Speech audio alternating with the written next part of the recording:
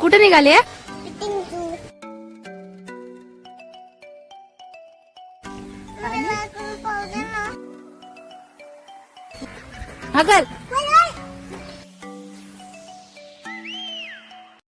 Hello everyone, स्वागत आहे तुमचं तुमच्या लाडक्या युट्यूब चॅनलवर. आणि आजचा दिवस फक्त खास नाही तर तो ऐतिहासिक आहे. कारण आहे आमचा पहिला ब्लॉग. आणि या प्रवासाची सुरुवात आम्ही एका सेलिब्रेशनने करतोय. आज अमायाच्या बाबाचा वाढदिवस. सो आम्ही कुठे चाललोय? आपण निघालोय जपालुपी पेटिंग फार्म मध्ये, जिथे असतील कोंडस प्राणी, निसर्ग आणि खूप सारी मस्ती. तर आमचा हा पहिला प्रयत्न तुम्हाला कसा वाटतोय हे पाहण्यासाठी व्हिडिओ शेवटपर्यंत नक्की बघत राहा. चला तर मग सुरू करूया. तू आवाज केला की ती परत आवाज करते. कर.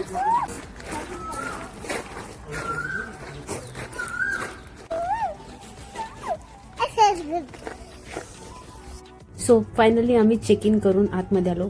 आफ्टरनून स्लॉट असल्यामुळे आमचं लंच त्यांनीच ऑर्गनाईज केलेलं होतं. तर आम्ही मस्त निवांत बसून त्यांच्याच फार्मवरती लंच एन्जॉय केला आमचा. आणि जेवताना ना तिथं भरपूरशा कोंबड्या होत्या आणि त्यांच्या कोंबड्या इतक्या स्ट्रॉंग आहेत ना की जर त्यांना कळालं आपल्या हातात दाणे आहेत तर त्या आपल्या अंगावरती जम्प करायलाही मागे पुढे बघत नाही. सो इथं अमायाच्या बाबतीत तेच झालेलं, त्यामुळे ती त्या कोंबड्यांना थोडीशी घाबरलेली होती सुरुवातीला. सो फायनली आता मस्त असं जेवण एन्जॉय केल्यानंतर टर्न होता पेट्सना बघायचा. बट त्याआधी इन्स्ट्रक्शन होत्या की पेट्सना कसं फीड करायचं आणि कसं नाही ते. आमची एक्साइटमेंट लेवल एवढी होती की त्यांच्या इन्स्ट्रक्शन ऐकता आम्ही तिथं ज्या फिश होत्या त्यांनाही चेक केलं, प्लस त्यांच्या ज्या कोंबड्या होत्या त्यांच्यासोबतही आम्ही खेळत होतो. Finally the wait is over. So now we are going to check and feed all the living animals. कुठे निघाले? Petting zoo. Okay, bye bye. आणि सुरुवात झाली एका क्यूटशा वासरानी, ज्याला आम्ही मस्त असं चारा भरवत आहे. आणि त्यानंतर टर्न होता छोटे छोटे पिल्लू आणि त्यांच्या मम्मांचा, म्हणजेच बकरी आणि तिचं पिल्लू. सुरुवातीला जेव्हा ते अंगावरती आलेत ना खायसाठी, चारा खायसाठी, तेव्हा आम्हाला इतकी भीती वाटली ना, तर आम्ही तिला नंतर मागे घेऊन थोडंसं समजावत होते. ते काही करत नाही तोपर्यंत मी त्यांना छानसं फीड केलं. आणि ते इतके छान असे छोटे छोटे गोंडस होते ना की एकाला न घेता राहावला नाही. सो मी त्याला घेतलं आणि आम्हाला थोडंसं दाखवलं की बघ किती छान आहे, क्यूट आहे. तोपर्यंत ती थोडीशी शांत झालेली होती आणि मस्त निवांत एन्जॉय करायला लागलेली होती थोडं. बट अजूनही तिला हातात द्यायचं म्हटलं की ती थोडी नको म्हणत होती. सो इथं आम्ही यांच्यासोबत छान एन्जॉय केलं. ही बघा कशी बघतीये माझ्याकडे. आशूने पण फर्स्ट टाइम हातात घेतलेलं होतं पिल्लाला. सो त्यांना बघितलं, त्यांना छान छान बाय केलं. आणि आता नेक्स्ट होतं छान छोटेसे पक्षी. बर्ड्सच्या सेक्शनला जेव्हा गेलो तेव्हा इन्स्ट्रक्टरनी आधीच आम्हाला सांगितलेलं होतं की तुम्हाला थोड्या लोकांनाच आतमध्ये एंट्री होईल आणि जेव्हा तुम्ही हातावरती दाणे घ्याल तेव्हा ते पक्षी तुम्हाला, जेव्हा तुमच्याजवळ येते हातावरती, तेव्हा तुम्हाला थोडंसं टोचल्यासारखं होईल. तर तुम्ही घाबरून न जाता त्यांना निवांत असं खाऊ द्या. ते तुमच्याजवळ येऊन तुम्हाला छान एक्सपिरियन्स असा देतील. आणि हे बघा, आशूच्या हातावरती दोन येऊन बसलेले होते. ती छान एन्जॉय करत होती. आणि अमाया आमची काही खाली उतरायला तयार नव्हती. ती अजूनही थोडीशी, त्यांना बघितल्यानंतर तिला म्हटलं की तू हातात घे आणि तू छान फीड कर, पण ती नाहीच बोलत होती खाली यायला. हे बघा किती जवळ येऊन बसलाय बघा तो माझ्या, आणि बघतो पण या माझ्याकडे. सर्व मस्त त्यांना फीड करत होते. सगळ्यांच्या हातावरती दाणे दिलेले होते आणि प्रत्येकाच्या हातावरती जाऊन बसत होते. त्यांना बघून असं वाटत होतं ना की कसलं ना, एखाद्याला म्हणजे जे पक्षी आणि प्राणी असतात त्यांना जर जीव लावला आपण, त्यांना जर त्रास नाही दिला तर ते खरंच आपल्याजवळ आपल्याशी होऊन राहतात. आणि आता फायनली माझा टर्न होता. सो मी अमायाला घेतलं अमितकडनं आणि तिला दाखवत होते की बघ किती छान निवांत होऊन ते बघ आपल्याजवळ दाणे खायला आले. पण अमायाचं रडणं थोडंसं चालू होतं इथं की मम्मा नाही, मला नाही बघायचं त्यांना. बट ती समजावून थोडीशी शांत झाली आणि मग नंतर बघायला लागली.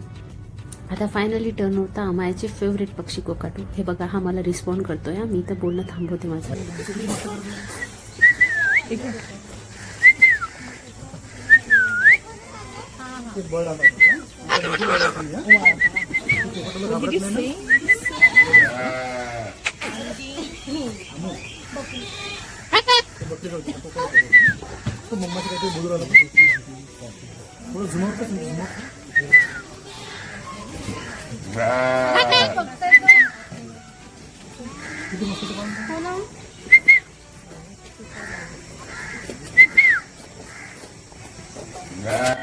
आता थोड्या वेळासाठी त्याला खाली आणायचं होतं का, कारण क्युरिओसिटी होती त्याला बघायची, त्याला जवळ घ्यायची. बट त्याचा मूड नसल्यामुळे तो यायलाच तयार नव्हता.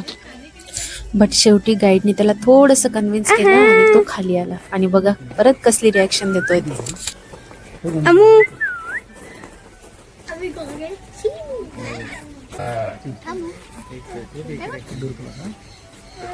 कोणत्या कलरचा आहे? तुला लाड करायचा?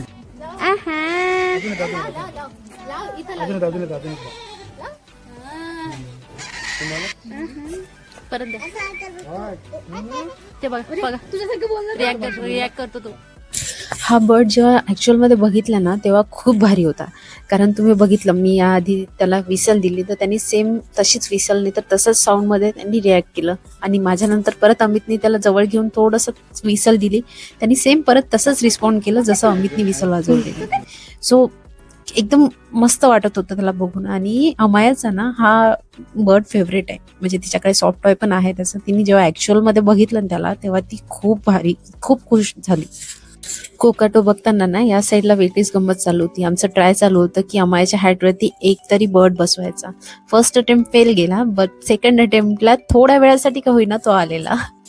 आता या सर्व वेळामध्ये अमाया थोडीशी का होईना कम्फर्टेबल झाली होती प्राण्यांसोबत, पण अजूनही कोंबड्यांसोबत ती अनकम्फर्टेबल होतीच. यावरती एक ट्रिक म्हणून एक सोल्युशन म्हणून त्यांनी दोघांनी काठी घेतली आणि सगळ्या ठिकाणी त्याला हाकलून बसलेले होते. आणि आता बर्डची टर्न संपल्यानंतर वेळ होती डकला बघायची.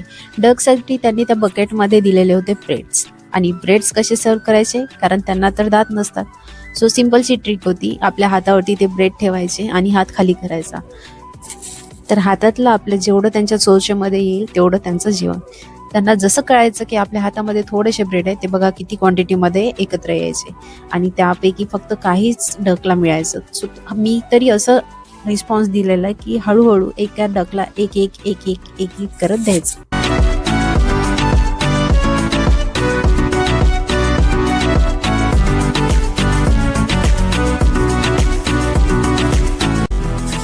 आणि हे सगळं बघत असताना डकचं ना, तर अमायाला एक गोष्ट खूप छान जाणवली, जर आपण त्यांना त्रास नाही दिला तर ते आपल्याला त्रास नाही देत. सो तरीही तिला भीती वाटत होती, तर तिची रिॲक्शन बघा काय चालली होती त्यांना हाकलायला. हाकल. नेक्स्ट होते इमू. इमूचं फिडिंग पण सेम होतं, कारण यांनाही दात नसतात, तर आपल्याला ग्रीन लिव्स त्यांच्या कंटिन्यू पकडून ठेवावं लागतात जेव्हापर्यंत त्यांचं ते खाऊन होत नाही. सो असं पकडून ठेवलेलं. यांना भीती वाटत होती त्यामुळे आम्ही काठीचा यूज केलेला.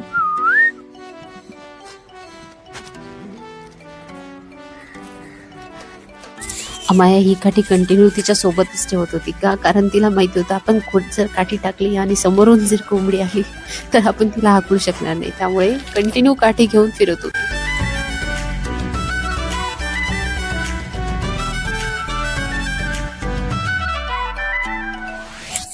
नेक्स्ट टर्न होता गिनीपिग्सचा. आता अमाया भरपूरशी त्यांच्याशी कम्फर्टेबल झालेली आणि हळूहळू त्यांचे लाड करून त्यांना फीड पण करायला लागलेली होती.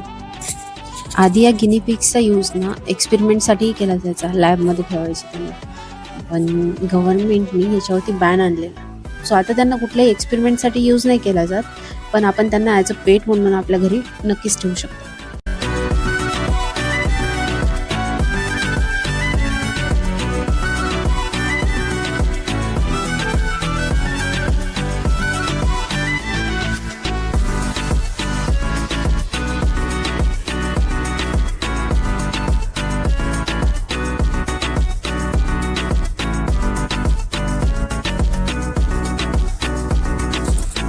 आणि आता टर्न आहे अमायाचा फेवरेट ॲनिमल बघायचा, हॉर्स. अमायाला हॉर्स खूप जास्त आवडतो आणि हॉर्स रायडिंगही आवडते. सुरुवातीचे 2 मिनिटं ती त्या प्राण्याशी बोलायला, त्याच्याशी ओळख व्हायला वेळ घेते, पण एकदाच तिची ओळख झाली की ती त्यांचे लाडही करते आणि त्यांच्याशी भरपूरशा गप्पाही मारते बरं.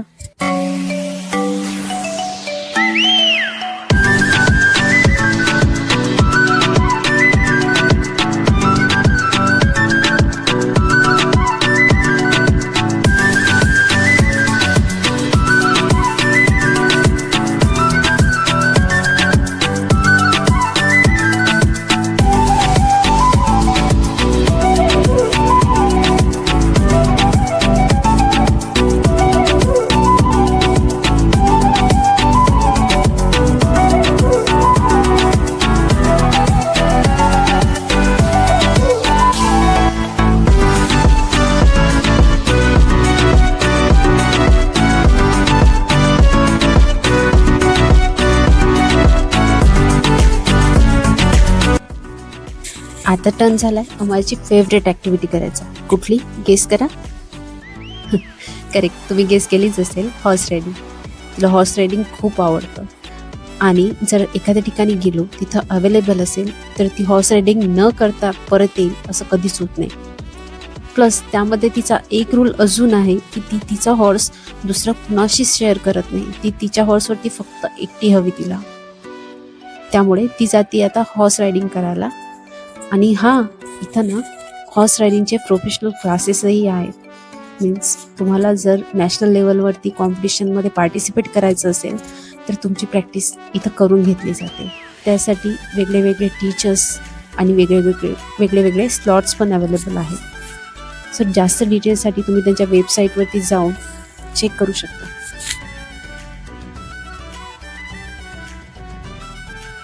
आमची राईड झाली आहे कंप्लीट आणि आमचा दिवसही खूप छान गेला आहे. सो आता वेळ झाली आहे घरी जायची. आणि घरी जायच्या आधी आम्हाला आमचा लाडोबा खाली घ्यायचा आहे. आणि असा होता आमचा आजचा पेटिंग फार्मचा टूर. तुम्हाला हा टूर आवडला का कमेंटमध्ये नक्की सांगा. आणि हो, आम्हाला लास्टला त्याची लाड करून त्याला गुड बाय किस देऊन इतर बाय बाय करून घरी निघायचं आहे. सो आजचा हा ब्लॉग तुम्हाला आवडला असेल तर चॅनलला लाईक, शेअर आणि सबस्क्राईब नक्की करा.